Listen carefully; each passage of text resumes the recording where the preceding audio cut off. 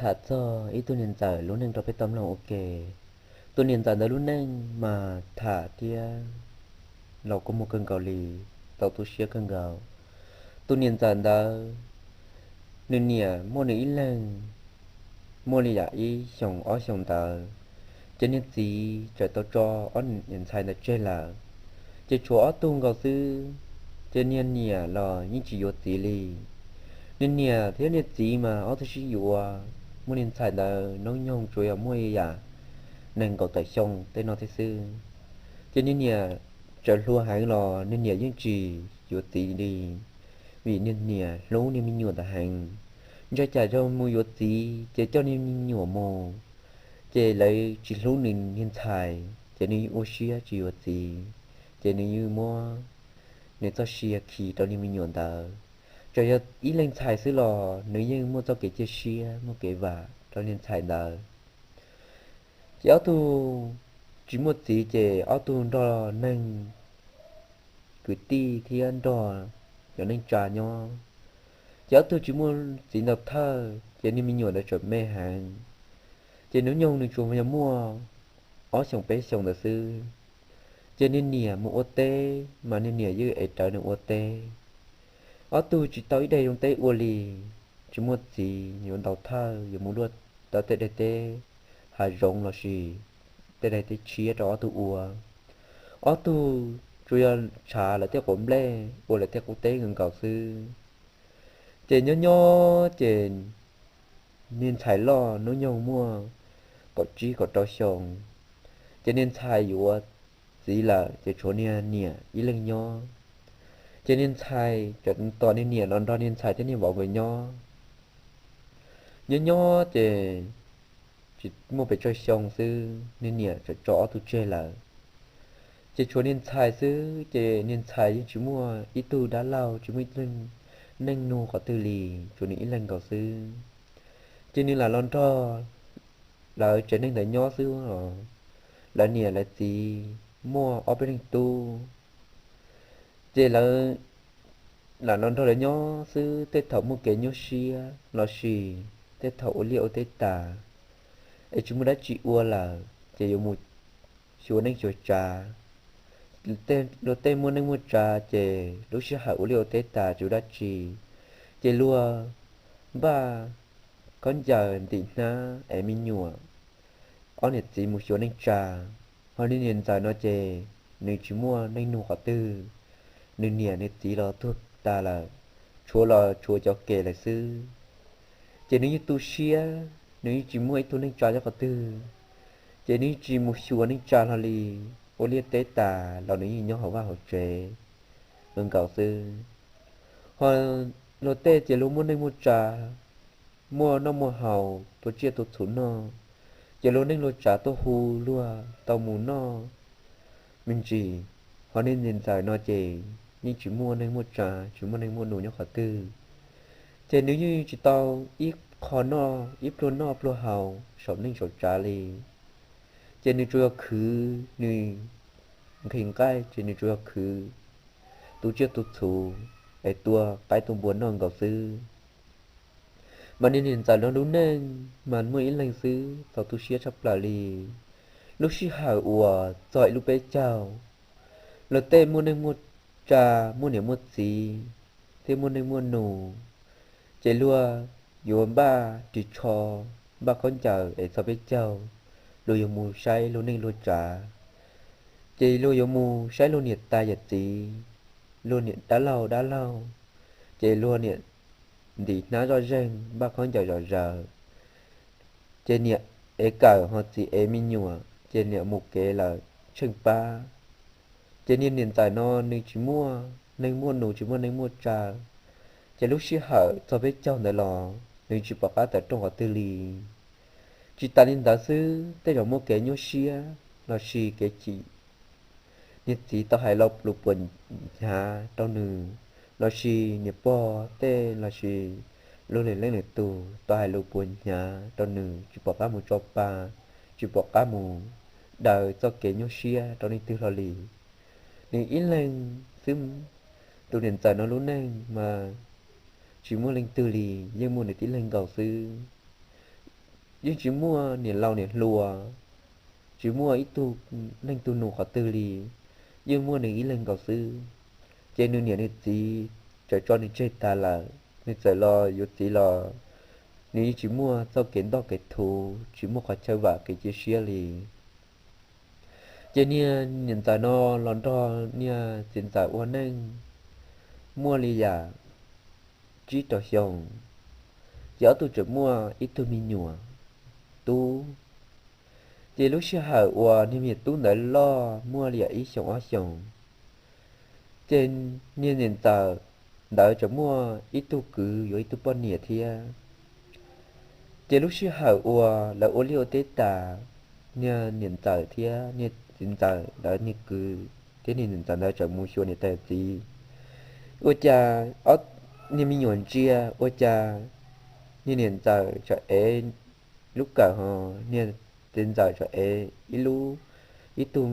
ne tu cứ ở nhà nên hiện tại như tu là mua là mua ở bên nung lò mà lòng cá tàu cây tàu cân gạo lì trên như mi tu tiền nông hay tiền nia em nhận ra là mua lá chèo em chả là mua ở bên nung nó lại lò em chả là tàu cây non tàu trên như hiện tại đã nếu như tế chỉ tàu trên đi chợ nên mi nhua lì trên như hiện tại thì trú cho nên mi nhua đây là pua kia tàu xuống tia cô cua hay tàu mi nhua hay tia mi tu con nhỉ chè con nhỉ chỉ muốn đi mua nụ chỉ muốn đi mua trà cà tư con nhỉ trời lại chè muốn đi mua nụ muốn để tay gì em là một số là để tay gì sao em là để tay gì khởi cây trở lại chứ có sẵn trời con nhỉ mà một khởi cây trở tao có trên liên nhỉ tia một cái sọt trong khởi tao lúc cây hao tôn nha nên mình tu hỏi theo cái lò những tiền mình muốn tới thuộc cái đó nên tu sư trên nên gì nhưng chỉ mua nên trả nhau có tư chế lấy chỉ mua lì nhưng nhỏ nè tu nó nhau mua bao chỉ sống đã chỉ lúc xí hở ua nó biết chào ta nó biết chào đã chế nè hiện tại thì nè hiện tại là nên trả tua chia tua chủ nó chế là tua hù nè hiện tại giờ là mua là chế chúa nên nè nên gì chế chỉ muốn nên hù chế nhưng chỉ muốn lì chế nên mình tu một oxy đó nha chính giải như tu một oxy cha ơi liên chỉ sư liên nhẹ trở sĩ hu hu hay thì có nhưng mình tu đã lò là do mù nhiệt tài là một tu bốn no nó nhưng tu đã lò là ít khi lò là ít bia là trở mù là chế im liên chỉ sư liên hiện tại là nên mình tu oxy nhiều đi thi lò nếu hay tia của nia bé mù thia nhà tu nhà hiện tại nhà tu mà lúc bé học bò họ nên nhà hiện tại là nhà tu mà lúc bé hú dân nó nha cái mù thia bò là tới mù bé mù thia trên nhà nhà thì hai trăm mi tu bé chỉ mua nên mua trà bé chỉ mù bò là mua này tại chỉ là tôm bốn nó sẽ là mù là bé chỉ mù trên nhà mi tu tại thì hai nhà trong nhà thì nhà em cũng tính hình cái này bé mù thia cho nên nhiệt thia sật xa cho nên nhiệt thia muốn tay tới thuộc cái cho lọt tua trong niềm nhủ nó sư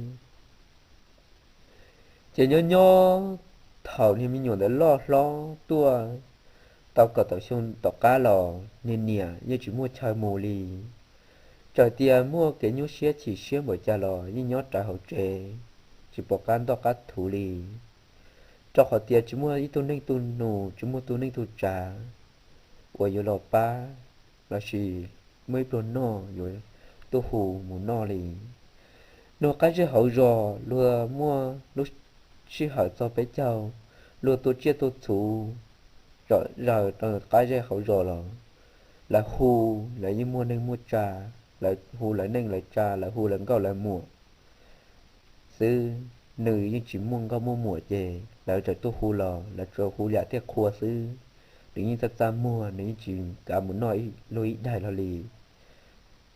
chế nhô chế nè mình nhổ tiền nông nè tiền nè cô cha bé chỉ mua đã lâu thế chỉ mua nhiệt tài chế nè thiết kia trong nè tiền thảo nữ nè thế này chỉ yêu nữ nè mua ở trong bếp trong xứ nên chỉ tao tua cho nữ nè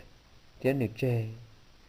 chê nhớ nhớ nữ thọ nữ nè tia nữ thọ và cho nên trà thế cho cái tin nhon gạo xứ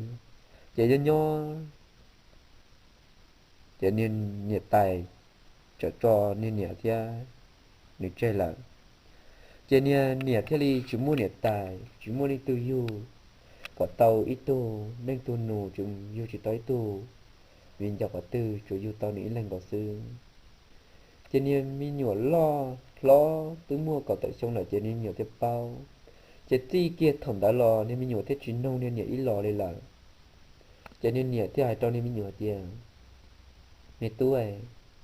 bên đừng bên trà bên nhiệt tài chỉ chỉ nhớ tọt tê sư trà tia bỏ là dùng mù là nên nhiệt tài chỉ là nhiệt tài đã lao lò có thân tu siêu mơ ê con nhẹ y chỗ chỗ con nhẹ chứ con nhẹ như chỉ có trái con khỉ lì cho nên hiện tại đó nếu như chỉ mua cái mù lì cho nên tết thảo mua tết khó cái nhú xía chỉ xía cho nên cho do thảo lúc cỡ mua cho ba tao tờ đại liệt đại tên gần cỡ sư nếu như chỉ mua thì tại đó là nhau cả tư ngó tết thảo do mi nhựa trái khi là xì xã nông cái chỉ chủ yếu một khử đi tia cho là tục chưa tục số chỉ tiết tao nông gần cỡ sư chỉ ra của bia là sự của thả tụi niệm tại nó nên lù lọ để nó bém lòng sư chỉ ra nó nếu như mua tia tụi niệm tại nó nếu trời nhau tụi niệm tại nó nếu chỉ mới tụi nên tụi nụ chỉ mới tụi nhiệt lâu nhiệt lùa cả tư nó chỉ muốn tụi nên tụi trả cả tư mua là mua cho nhọ đê kể là sư nên trai nên xã mù trai trả lời trai tia tức chỉ là có là mùa thì chỉ huy pla giờ lên trai thì giờ này cũng chỉ mùa giờ này cho xe cho bà giờ này như mỗi khi cho trong nhiệt gì giờ mỗi cái cho cái chỉ đi trả lò này chủ yếu một cua cho xe cho bà cho tỏ liệt tỏ tên người cầu sư mà tôi nhận ra nó tao thả tao bia luôn nè tao bên luôn mà tao tôi xe thân cầu lì giờ cũng tiêm mua nên nhận ra luôn nè cho là bia mình chỉ ok là rẻ đồ lú đi nó tao bé sẽ là tấm lòng sư chỉ thao cỏ bé số lên số tù lòng chúng chỉ cho cái nó cá nhân rồng thao cỏ sẽ đợi khử đắt trì chỗ tao đắt trì sư thao cỏ khử đắt trì còn như chỗ rồi tao thấy xuôi xã xén chào ở bên mà xin chỉ đùa nhớ tao lùi ra